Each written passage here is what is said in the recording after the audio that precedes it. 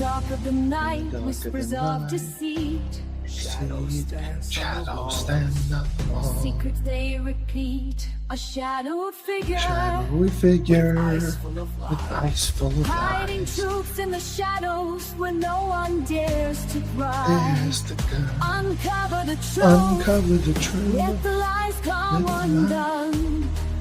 Peel back the layers until the light is shown. Uncover the truth, let the shadows run. Break free from the chains and find the sun. Uncover the truth in the dead of the night, where secrets lie hidden like a whispered bite. Uncover the truth in the dim of the light, where betrayals take root in the heart of the fight. In the rain-soaked streets, under the moon's pale light, a crime unfolds with a twisted, sinister might.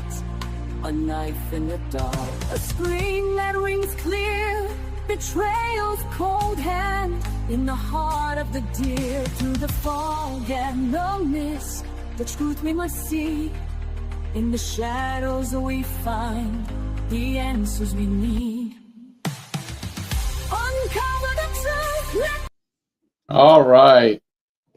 Yes, here we are for Bloodlines and Betrayal. I am your host, the best podcast host in the universe, Steve Cully. And with me, as always, he's saying yes to greatness, and he is dominating 10U football as head coach, Coach Schumann. Please refrain from saying that from now on. That annoys me. Okay. I'm sorry. I didn't mean that. I don't want to annoy you. I won't say it again. So we barely, we just saw each other, I believe, less than 12 hours ago. But this is great. We have a fantastic show, great case to go over, and I am thoroughly excited about it because it is the murder of John Lennon, a legend of the Beatles. And, it was just an incredible tragedy. And it happened, the Beatles were broken up at the time. They were on and off, but they had run their course and they weren't as young and they wanted to go their separate ways. And so many people ended up blaming Yoko Ono and all this, but in reality, it wasn't true. It ended up being just basically a crazy guy that lost his marbles and did away with it. So that is what we are going to discuss. Now, the Beatles obviously were before our time, I would say. You and myself. Were you a Beatles fan at all growing up? Absolutely not. Yeah, I wasn't either. Absolutely not. Terrible. No, I wasn't either. I never understood it. I didn't either. And not that I know that I'm homosexual and all that, so I didn't think any of them stood out as being heartthrobs, but that's apparently what they were. Back then, I guess they were, right? Yeah, they were. I mean, when they got up, Beatlemania, that's where it all started. That's where Hulkamania started. But obviously, John Lennon was beyond creative. He had beautiful vocals, and he was successful on his own when he did become a solo artist. And, everyone blames the downfall, like I said, on Yoko Ono. But it was bigger than that. The actual murder of John Lennon is a really insane story if you're not familiar with it. The perpetrator, I believe he was actually released from prison. It was either him or was it was Reagan's shooter. I can't. Yeah, I think he was released eventually, just recently, but it could be wrong. So the murder was Mark David Chapman. Mark David Chapman, and just the story of how it happened was beyond comprehension, if you recall. It was before our times. I just know that it shook the United States to its core, and the way it happened was unbelievable because Lennon lived in New York City at the time, and he was very friendly with his fans. He would come out of his apartment, and he'd have his kids and Yoko Ono.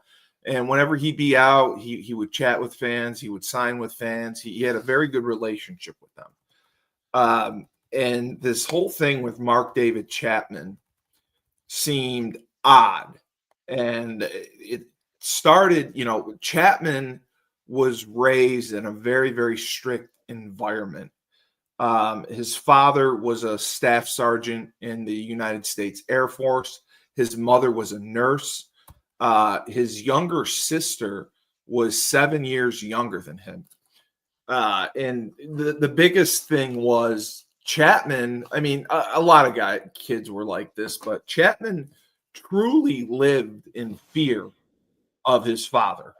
And his father was allegedly physically abusive towards his mother, physically abusive towards him. And when he was interviewed by psychologists, Chapman basically said he fantasized about having godlike power over imaginary little people who lived in the walls of his bedroom. So clearly he had a screw loose at a bit of a young age. The other thing that's interesting is he grew up in Decatur, Georgia. So he wasn't from up north at all. And it comes down to, again, he was relentlessly targeted by bullies. He was bullied and bullied and bullied due to his weight, due to the way he looked, due to his lack of athleticism. And he despised going to school. And by the time he was 14, Chapman was using drugs religiously and skipping classes. He ran away. At one point, he ran away and lived on the streets of Miami for 2 weeks when he was like 15. So he had a lot of issues, but I mean, it's hard because I know that your father was strict. My mother was strict. My father babied me, but my mother was strict. I was terrified of my mother. But I mean, do you believe that having a overly strict parent can really turn you into something diabolical like this? There's a lot of people that have strict parents that don't become diabolical. That's what I'm saying. Like I don't blame that. I know that's what he tried to do. They always blame their parents, but listen. Yeah, they do. The line there are certain parents like there could be not that aren't good for you that make it difficult for you. But right. It's all how you interpret things and how your mind handles things, and and the physical abuse I get.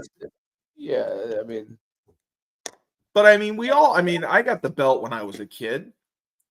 I mean, it was just a part of growing up. I mean, you were disciplined, and I think if more people got the belt, then there'd be a lot less people in jail. I mean, it taught you right from wrong. Yeah. I mean, you knew. So it was in I think 1971.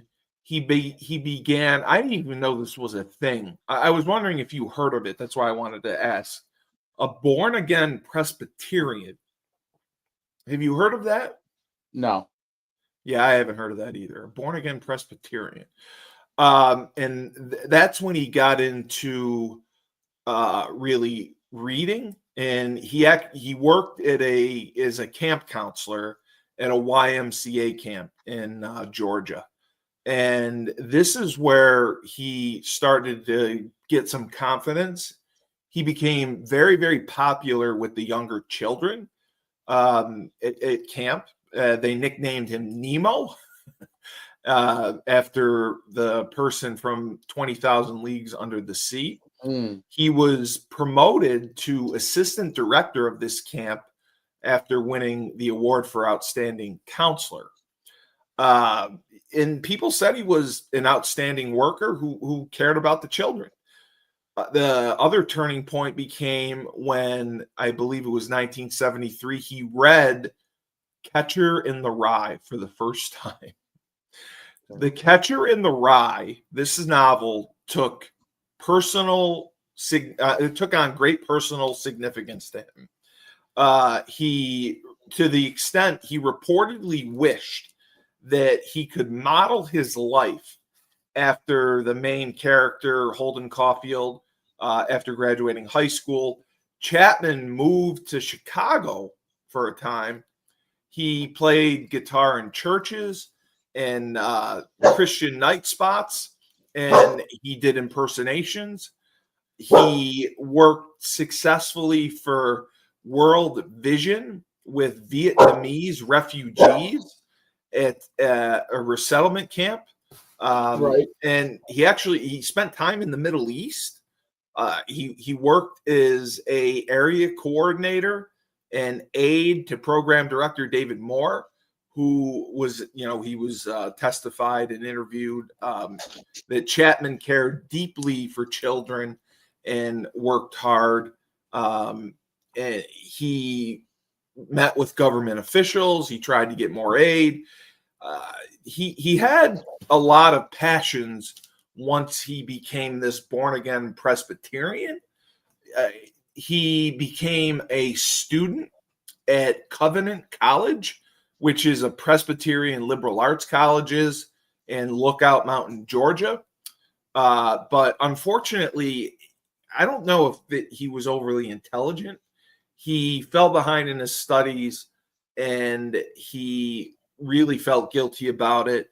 He had suicidal thoughts, felt like a failure, dropped out of college after one semester.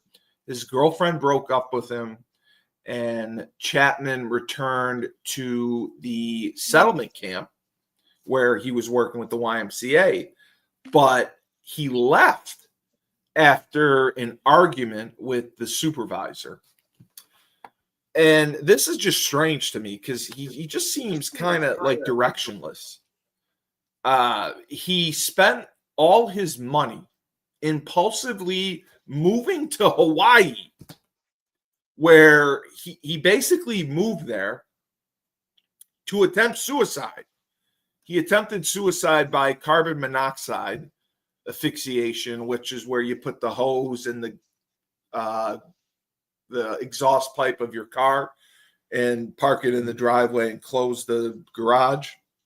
But the hose ended up melting and the attempt failed.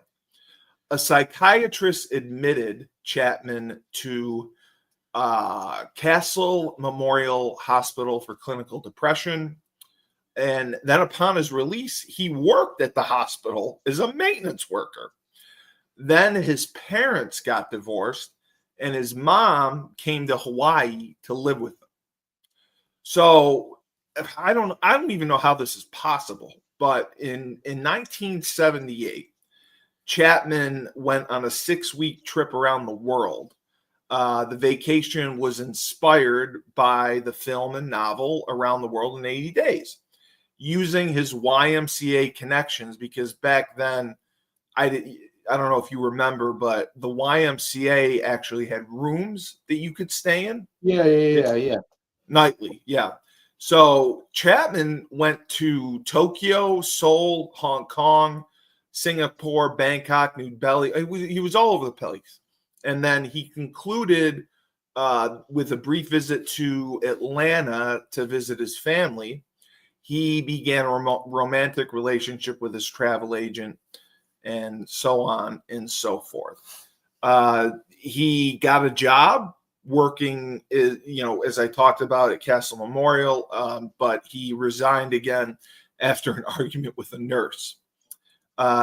From there, Chapman worked as a security guard at an apartment complex and began drinking excessively. So as his psychological state worsened, this is what's odd. Chapman, again, he loved The Catcher in a Rye, and now he started to develop a series of obsessions, including art. And he became obsessed with John Lennon. In September of 1980, he wrote a letter to a friend of his, and he stated, "I'm going nuts." And he signed the letter, "The Catcher in the Rye." And he also said, "I'm planning a trip to go to New York City to kill John Lennon." So, I mean, he actually said this. He actually said this in a letter to a friend. So John Lennon was also in a moment of flux. He got married to Yoko Ono. Yep.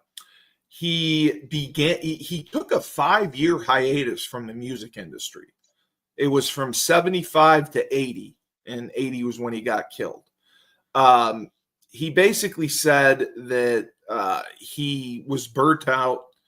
He, quote unquote, said he baked his bread and it was time now to look after his baby. He devoted himself to Sean. Sean is his son, who's still alive to this day. And he just loved being a father. He loved spending time with him. And that was really why he kind of, ducked out of the music industry. They were so loved and so busy when they came to the US. They were mobbed. They put out album after album, the Beatles, and they had so much success. So much success. I could completely see why he burnt out. They produced, I believe, I'm trying to look here, a series. It was when they got here. It was 1956, from 1956 to 66. This is when they were just on fire. They were recording album after album. They were on tour performing night after night, city after city. And he just got burnt out. I mean, he said that it's a lifestyle that back then, especially, flying was different. You're going all over the place. It's not the same production that is now with, the pyro and the show. It's just them singing. So it was a lot. And they achieved success that had never been achieved before in the United States. And this is already when they were stars in England, London, whatever. So after this 10-year period, they broke up in 1966, and he did solo work from 66 to 70. He had a ton of success. However, he did admit he used quite a bit of LSD. Yeah, he was big into LSD. Yeah, that's the one drug I've always wanted to do. I've always wanted to drop acid. I've heard it's a good time. But that's how he wrote Strawberry Fields Forever when he was high on acid. He wrote All You Need Is Love, Our World, and Imagine when he was whacked on LSD. All the people He wrote it. Living for today. So this is why people despise Yoko Ono. In 1968, Lennon's drug use significantly increased. You're a dreamer. I do love that song. That is a great song. I like that song and Hey Jude. But That's Hey a Jude good isn't song. his. There's a couple that are good. Hey Jude isn't his. But Hey Jude. Don't Don't be be afraid. afraid. Take Make a a sad sad song song and make and it better. Remember I don't know. to let us. I can't remember the word. But again, his drug use, his LSD use, significantly increased with when he married Yoko Ono. So that's why people were not necessarily a fan of him. And then he became an activist when he stopped. He took a hiatus from music in 1970. He was a very big activist, I believe, during the Vietnam War. He tried to stay non-committal, but he just again was one of those who felt that we were where we didn't belong, and I don't think he intentionally caused it, but because of his political views, our veterans took took a beating because of it. And how about this? I didn't even know this. So they opened an FBI file on him. And in 1971, the FBI labeled Yoko Ono and Lennon radical left politics. And Nixon took what was called a strategic countermeasure against Lennon's anti-war and anti-Nixon propaganda, and they tried for 4 years to deport him. He was an elite. Yes, he was embroiled in a legal battle with immigration authorities, and he was denied permanent residency in the United States. The issue did not become resolved until 1976. So from 1970 to 76, he was embroiled with, the FBI. He was labeled a radical leftist. And for 4 years, Nixon wanted him deported. So sometime in New York City was recorded as a collaboration with Yoko Ono. It was released in 1972. It contains songs about women's rights, race relations, and it was a huge failure. It was panned by critics. That was a big mistake on his part. Yeah, and Lennon and Yoko Ono gave 2 concerts because of it. So, I mean, he was really going through some personal struggles as well. He was living in New York City. So this is what happened.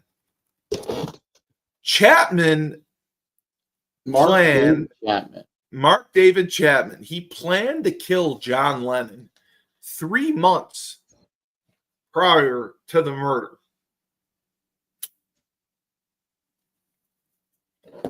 And Chapman was actually Chapman was a former big fan of the Beatles. He was really? Yes, that's why I said I wanted to go over this. This is crazy. Chapman turned against Lennon due to a religious conversation. His religious conversion, and Lennon's highly publicized 1966 remark about the Beatles being more popular than Jesus. Lennon said this. And, Chapman becoming a devout Presbyterian, he was apparently offended by this. And members of Chapman's prayer group made a joke in reference to Lennon's song, Imagine. It went, imagine if John Lennon was dead. And one of Chapman's childhood friends recalled Chapman said that the song was communist. So Imagine, Chapman felt was communist. Chapman also was influenced by, I don't know this person, but Anthony Fawcett's. he wrote John Lennon, One Day at a Time. It detailed Lennon's lavish lifestyle in New York City. And basically, he was angry that Lennon would preach love and peace, but he had millions of dollars. Chapman later said, he told us to imagine no possessions. And there he was with millions of dollars, yachts, farms, country estates, laughing at people like me who had believed the lies and bought his records and built my life around his music.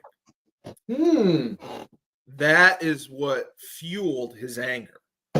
And he also recalled to have listened to Lennon's solo albums in the weeks before his murder.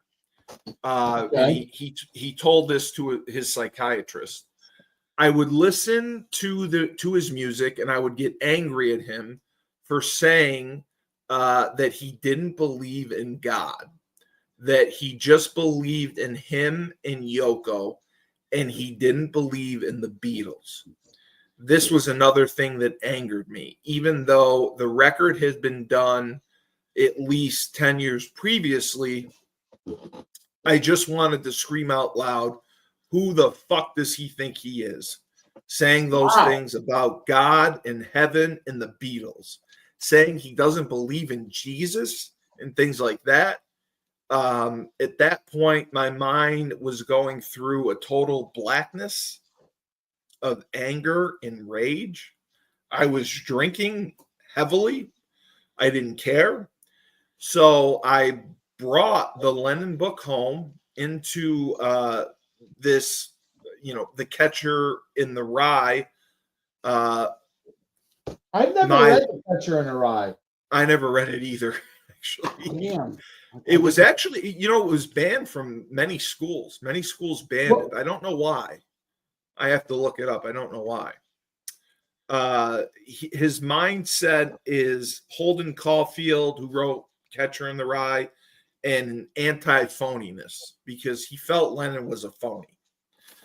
So Chapman, Chapman's planning has been all celebrities. Yeah, it's true. The planning Chapman went into has been described as muddled. Over the years, he has both supported and denied whether he felt justified by his spiritual beliefs at the time or had the intention of acquiring notoriety, because he did want that notoriety. He wanted to be famous or infamous. The only time he made a public statement before sentencing and several years afterward was during a brief psychotic episode in which he was convinced that the meaning of his actions was to promote The Catcher of the Rye. And he mailed a letter to the New York Times asking the public to read the novel. So this dude had a love affair and a complete obsession with The Catcher in the Rye. It's like his Bible. And he wrote a letter to the New York Times while he was in prison asking the public to read it. So there was one journalist, James J. Gaines, who interviewed Chapman extensively. He concluded that Chapman did not kill Lennon to gain fame and notoriety. According to Chapman, in a parole hearing, he had a list of other potential targets in mind, including Lennon's bandmate Paul McCartney, Johnny Carson, Elizabeth Taylor, actor George C. Scott, and how about this one? Former First Lady Jacqueline Kennedy Onassis. That's crazy. And then he wanted to kill Ronald Reagan and Hawaii Governor George Irush. In 2010, Chapman said that the only criterion for his list was being famous, and he chose Lennon out of convenience, and he cited feelings of envy. And this is all. How about this one too? Chapman went to Woodstock. He went to Woodstock on one of his visits to target a musician, Todd Rundgren. He was also obsessed with him, and he wanted to go after him. So this dude was nuts, like crazy. And then on the day of the murder, singer David Bowie was appearing in Broadway in the Broadway play The Elephant Man, and he was second on the list. Chapman had a front row ticket to The Elephant Man the next night. So had he gotten away with the John Lennon murder, David Bowie was going to be next. And that's crazy. So this is what happened. From October through December, Chapman went to New York City, and he intended to kill Lennon, but he left to obtain ammunition from his unwitting friend Dana Reeves in Atlanta before returning in November. While in New York, he was inspired by the film Ordinary People to stop his plans. Then he went back to Hawaii to tell he told his wife Gloria that he was obsessed with killing Lennon. Crazy. He showed her the guns and bullets. Can you believe that? What was his did he have a political affiliation? No, it wasn't really. It was religious. It wasn't really political. Well, okay. He was An ideological almost, and a little bit ideological, right? Yes, but he was pissed off that Lennon said the Beatles were more popular than Jesus. He was pissed off at the song Imagine, saying Imagine no possessions, this and that. And he's like, well, Lennon's got all this, this lavish lifestyle. He's got yachts. He's got money. He's a hypocrite for saying Imagine. Imagine no possessions. All the guy's got is possessions. So on December 7th, Chapman accosted singer James Taylor. He did? Yes. Wow. At the 72nd Street subway station. And according to Taylor, the guy had sort of pinned this man to a wall, and was glistening maniacal sweat and talking some freak speech about what he was going to do and the stuff with John. And was interested. He just wanted to get in touch with John Lennon. And he reportedly offered cocaine to a taxi driver to find out where Lennon lived. That's crazy. And he talked to his wife about getting help with his problems and working on his relationship with God. So on the morning of December 8th, Chapman left his hotel room at the Sheraton. He left items there specifically because he wanted police to find them. He bought a brand new Catcher in the Rye. I got to read the Catcher in the Rye now after this. Which he wrote in the Catcher of the Rye, "This is my statement," and signing it Holden Caulfield. And he was able to find out where Lennon lived. He then spent most of the day near the entrance of the Dakota apartment building where Lennon lived. He was talking to fans. He was talking to the doorman. Early in the morning, Chapman was distracted and he missed Lennon, who left, and he got into a taxi, and he was pissed off about that. Later in the morning, he met Lennon's housekeeper, who was returning from a walk with Lennon's 5-year-old son, Sean. Chapman reached in front of the housekeeper, and he shook Sean's hand.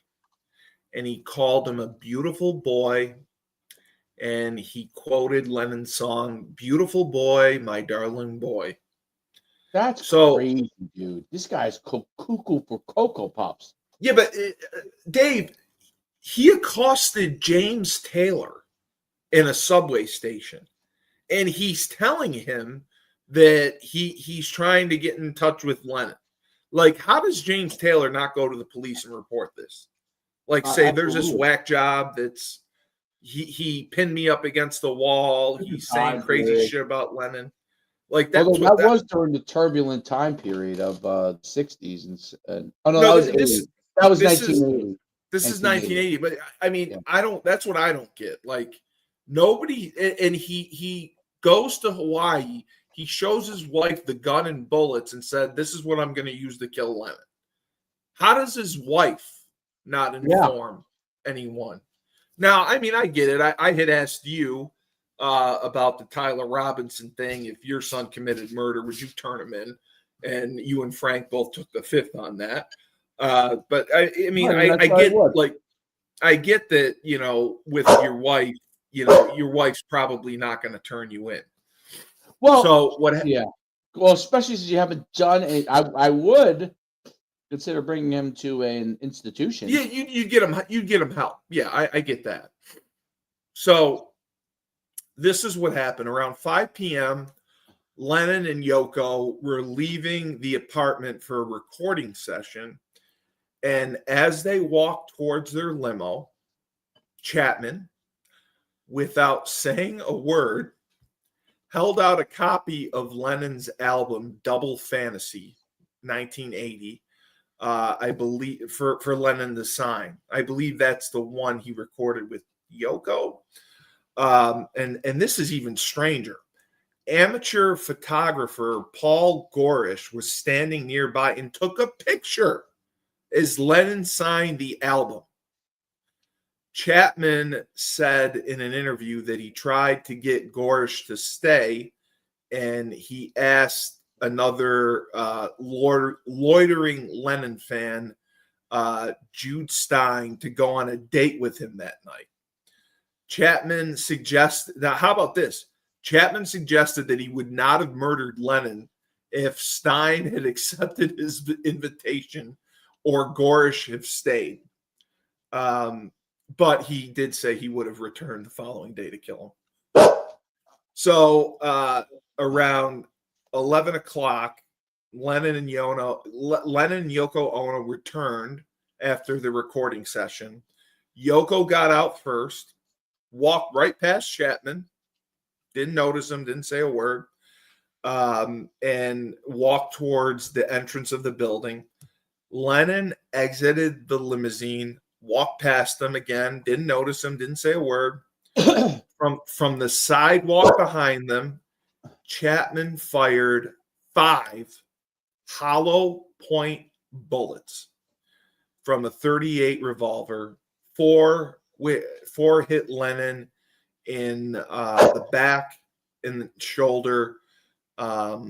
One newspaper reported Chapman called out Mr. Lennon and dropped into a combat stance before firing. And then this, you know, when you say cuckoo for Cocoa Puffs. So after this happened, Chapman stayed at the scene following the shooting and opened The Catcher in the Rye and started reading it. The New York City police officers arrived and arrested him without incident. The officers recognized that Lennon's wounds were severe and decided not to wait for an ambulance. They rushed him to the hospital in the squad car. He was DOA on arrival. So that is what's sad. And Chapman told police, I'm sure the big part of me is in Holden. I'm sure the big part of me is Holden Caulfield, who was the main person in the book. The small part of me must be the devil. So Chapman was charged with second-degree murder, the most serious murder charge in New York State, for killing a non-law officer. He gave a full confession to police that he used hollow point He used hollow point bullets to ensure Lennon's death. Chapman's wife had known of her husband's preparations for killing Lennon, but took no action because Chapman did not follow through at the time, so she didn't face any charges.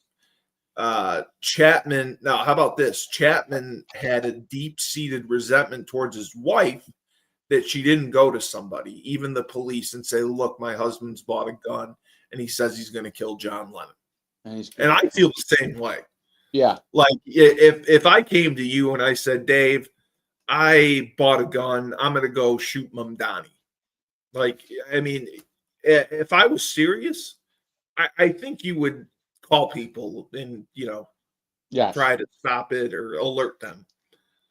That's what's crazy. So he was evaluated by a dozen psychologists and psychiatrists 6 months prior to his trial, 3 for the prosecution, 6 for the defense, and several more on behalf of the court. And they conducted a battery of standard diagnostic procedures and more than 200 hours of clinical interviews. All 6 defense experts concluded that Chapman was psychotic.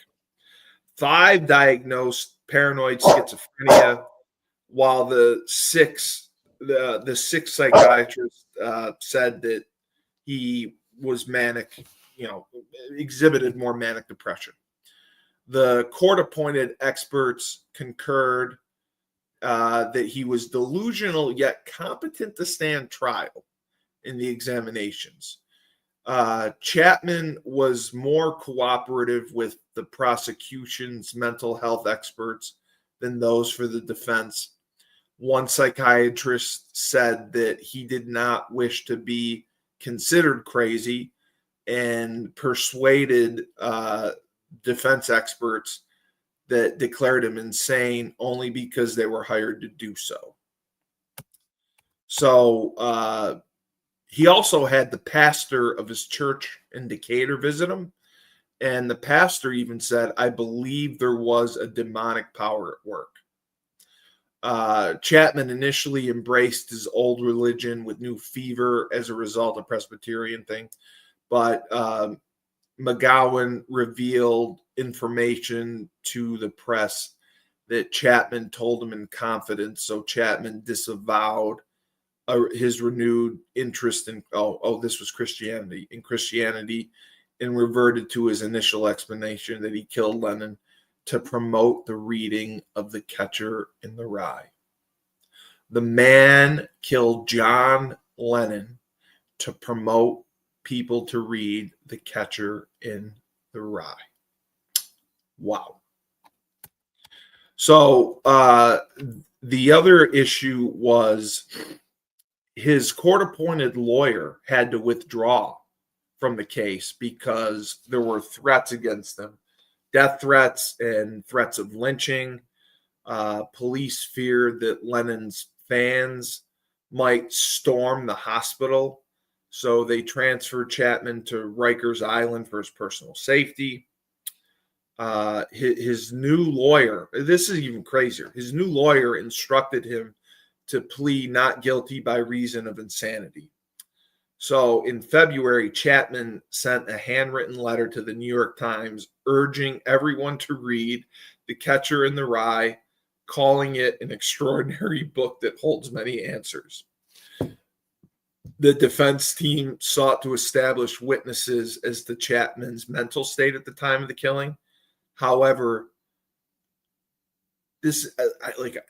Chapman told his attorney that he wanted to drop the insanity defense and plead guilty. The attorney objected with serious questions because, his oath and his objectivity and you got to file legalese. He really felt Chapman's sanity was at stake and legally challenged his competence to even make decisions pursuant to the hearing. Chapman said in open court, God told me to plead guilty. and that he would never change his plea or ever appeal, regardless of his sentence. And the lawyer, again, told the court he opposed Chapman's change of plea, but Chapman would not listen to him. The judge, I believe he erred in doing this, but he refused to any further assessments. He said Chapman has made his decision, and he made it in his own free will, and declared him competent to stand trial. So there wasn't a trial because he pled guilty. The sentencing hearing took place August 24th, 1981. 2 experts gave evidence on Chapman's behalf. Judge Edwards interrupted a research psychiatrist, Dorothy Lewis, who was actually like world-renowned, who was experienced. She was relatively inexperienced in the courtroom at the time, indicating that the purpose of the hearing was determining the sentence. There was no question of Chapman's guilt and criminal responsibility.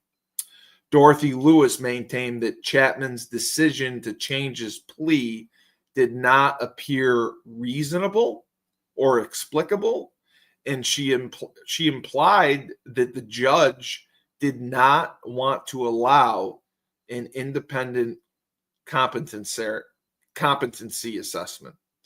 The DA argued Chapman committed the murder as an easy venture to acquire fame, and Chapman was asked if he had anything to say. And how about this? When he was asked if he had anything to say, he read a passage from the Catcher in the Rye. This is what he read. I keep picturing all these little kids playing some game in this big field of rye and all, thousands of little kids, and nobody's around, nobody big, I mean, except me. I'm standing on the edge of some crazy cliff. What I have to do, I have to catch everybody if they start to go over the cliff. I mean, if they're running and they don't look where they're going, I have to come out from somewhere to catch them. That's all I do all day. I just be the catcher in the rye and all. So the judge ordered psychiatric treatment during his incarceration, sentenced him to 20 years to life, 5 less than the maximum sentence. So, he was in Attica in 1981, outside of Buffalo. He fasted for 26 days. So in February of 1982, the New York State Supreme Court authorized he had to be force-fed. Do you know what that is, Dave? He had to be forced what? I'm sorry. The New York State Supreme Court voted that he had to be force-fed. Do you know what that is? Force-fed. Oh, yeah. Do you know what that's like? Intravenously, I guess? No, they stick that thing up your nose. Oh, really? Yeah. They stick their thing up their nose. It's just crazy. And his food? Yeah, they put it up your nose and it goes down. So it's just unbelievable how it happens. Oh, can't they just give So him yeah, electrolytes? he was yeah, it was just unbelievable. That is incredible. The whole he's a true cuckoo for Cocoa Puffs. No, he is. So Chapman, he was a model prisoner.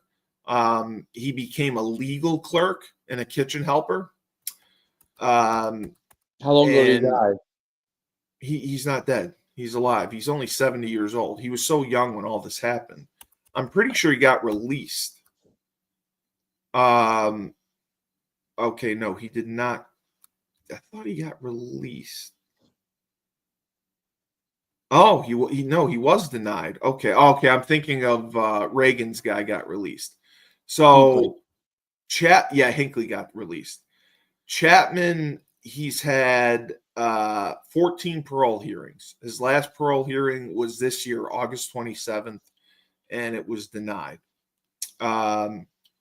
He in 2022, he admitted he knew he did what was wrong, but wanted fame too much, and that he wanted to be a somebody, and nothing was going to stop that. The board denied him parole, citing his selfish disregard for human and global consequence. They added the worldwide impact of your crime resonates to this day, such to invoke images, memories, and emotions internationally, leading the panel to concur that your release at this time would be incompatible with the welfare of society. So, in my opinion, I think he should be released because it's been 40 years, and the prison system is just overrun. I do believe he should be released. Do you think he won't do it again? No, I don't think he'll do it again. I don't think he'll do it again. I just think that it's absurd that he is he's continued to be there, and it's just way too much. I just don't see him as a danger to society. Right. And I think that prisons are overcrowded, and it's just too much. It's just way too much.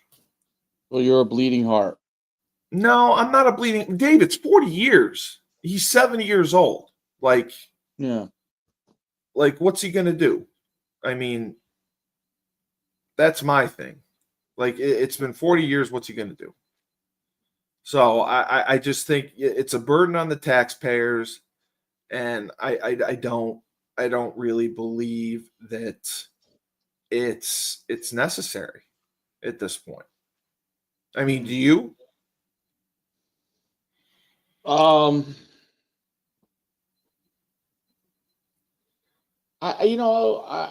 not sure. I think that maybe he should be in there for life. I think he should be in there for life. And then they should have given him the death penalty. Yeah. That's my thing. Then give him the death penalty. But when you're doing this, I don't get it. I do not get it. Yeah, it's a crazy case. I think it is crazy. It is straightforward. It's a straightforward case with a complete crazy person. You don't have to worry about conspiracies because he's crazy. So no, but it's amazing that it's all based on the Catcher in the Rye. I mean, that's what blows my mind the most. Yeah, is he got obsessed with the Catcher in the Rye. He had a very, very strict upbringing in life, which obviously caused a lot of this. And it's just wow to me. There were so many people that could have stopped this that didn't, between his wife, between people in his church, where when Imagine was played, he said, well, imagine if John Lennon was dead, and was serious. I don't get it. I don't get it. This could have been prevented. And I mean, the man literally sat outside of John Lennon's apartment for hours. He got his autograph. Someone photographed it. Him getting the autograph. He waited for him to come back. And then he just takes him out. I mean, is there anything crazier than that? No. No, there isn't. There isn't at all. But that's it's sad. It's really sad. So, but it so was a sad. great. It was a great story. I mean, imagine all the people. it is a great story. I mean, not a great story. It is a fascinating case. Absolutely fascinating. Because whether he did it because of reality, the fame, I just like. I don't believe that. I don't understand how somebody could be that obsessed with Catcher in the Rye. That's what gets me. That's really what gets me. There are books, Harry Potter people are obsessed with. Have you read? You haven't read Catcher in the Rye, though, right? No, I haven't. I have not. So yeah, so that was it. I'm gonna have not on that one. I was just curious tonight if you're available. I wanted to have you just if you are, I wanted you to jump on the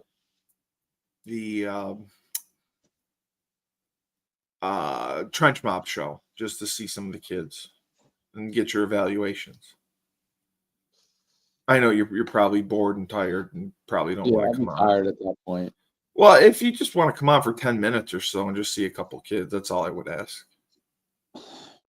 What time? We start at 8. Maybe I could do that. I just want you to see it, just see what you think, because it draws really well. I don't get home till almost 9 though, so I'm not sure. But oh, okay. If you're not home, you're not home. I mean, Julius does a good job sending it out, and we get a good viewership for it. So that's all I was thinking about. But great pod.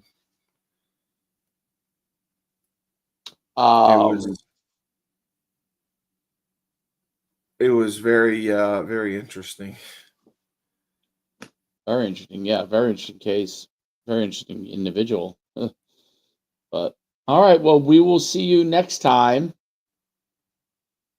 Yeah, we will, and then Friday we got Joe D. We have nothing tomorrow, and we're good to go. And your game is Saturday, correct? Sunday. Okay. And when life gives you lemons. Yeah. Oh, I'm sorry. I was too obsessed with the case. Yeah. When life gives you lemons, don't make lemonade. Take 2 oranges, and I guess read Catcher in the Rye.